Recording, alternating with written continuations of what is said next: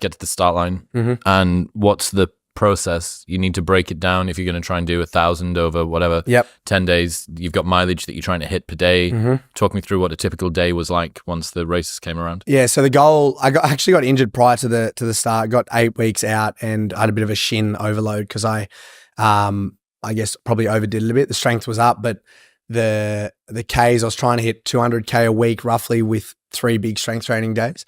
And I think I just hit it a little bit, but I was so close to the event that I was like, I've got all these sponsors, this uncomfortable challenge, the fundraising, all these things were there and I knew I couldn't pull out. So it was like, never right time. You must do what you said. Let's just try and work out the best way. A lot of physioing, a lot of praying, not on my knees because they were sore. But and then I would got to the start line. Essentially, had a pretty severe injury from the get go, and the goal was to run 160 a day for 10 days. Ideally, we knew that wasn't probably going to go to plan after about day 3 or 4, but that's what we deal with when it happens. Got day 1, did it in 16 hours. That was kind of the goal. Get it 10K done every hour. Mm-hmm. Is that how you tried to break it up? Yeah. And so each lane, I would do 2 laps in lane 1, 2 laps in lane 2, 2 laps in lane 3, all the way to lane 8, come back to lane 1. So that would be 12.8K.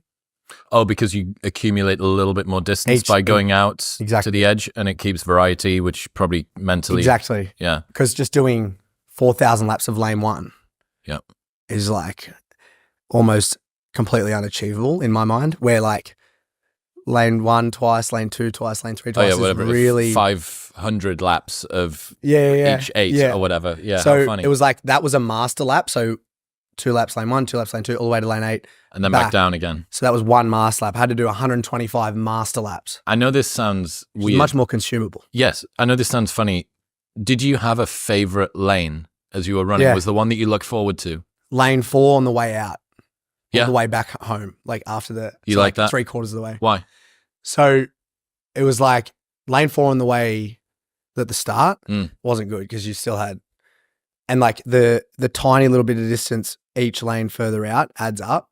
So when you're over that and you're heading the way out, it's like, oh, I've only got 2 in lane 5 now, which means I've only got 3 more lanes, which essentially, if I just run for like 2 minutes, I've got 2 laps. 2 laps. Oh, cool, I'm done. And then like at the end of each master lap, I would eat or lay down, get a rub down, or just quickly turn around and go. Were you reversing direction? Every master lap. So I would go that way and then come back. That's a really nice setup. That seems like a good way to mentally break it down. Yeah, exactly. But then by day 4, the master laps, it's like, why did I choose to do this? Why? I don't know. It was almost like this. What's the movie with Tom Cruise in it where he keeps getting through and then he dies and he has to restart and go again? Oh, fucking Day After Tomorrow or something. Tomorrow Will Be or something. Yeah, okay. Yeah. I fucking love that that the movie. one. Yeah, he dies. He keeps waking up in this that's workshop or whatever. Yeah.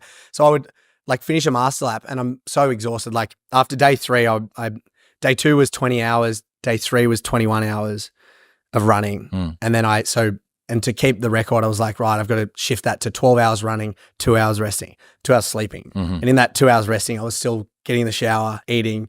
So I had like an hour of sleep and I'd wake up and I'm like, oh, that's right. I've got 12 hours of running right now. And so that's what would happen. I would get to the physio bed after a master lap and nothing would move. Like I'd wake up and it was the exact same thing. Like I just kept seeing like my shoes there. Mum hadn't moved. No one had like done anything. And on the Oz run, what was nice was like you'd see a different scene. You'd see different cars. You'd see different people.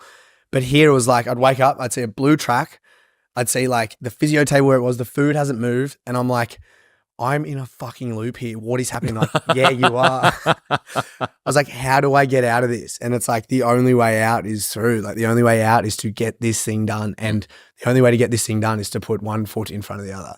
But when you're like day 4 and you still got 1,000 kilometers to go, that's like terrifying.